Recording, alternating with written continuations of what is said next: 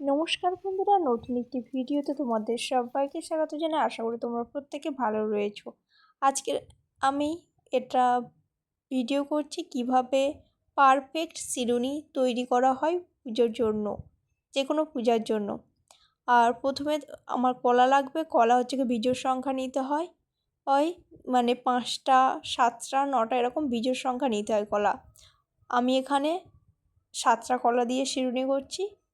কলা নিয়ে নিয়েছি এবং তার মধ্যে চিনি দিয়ে কলাটাকে আর চিনি মাখিয়ে নেব। মাখানো হয়ে গেলে ওর মধ্যে অল্প করে ঘি, মধু এবং আখের গুড় দিয়ে দেব। দিয়ে তারপরে ওর মধ্যে গুঁড়ো দুধ দিয়ে ওটাকে মাখিয়ে নেব। মাখিয়ে নেওয়ার পরে আটা এবং ময়দা দুটো উপকরণ নিয়ে মাখিয়ে নেব।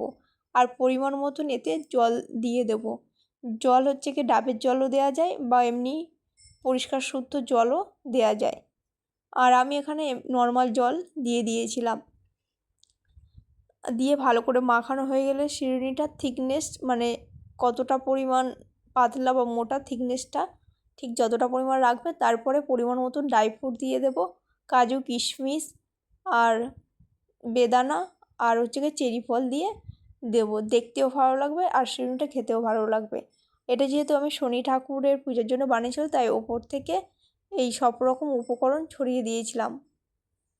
আর অন্য ঠাকুরের শিরুনির জন্য এই ড্রাই ফ্রুটগুলো ইউজ করলে হয়ে যায়।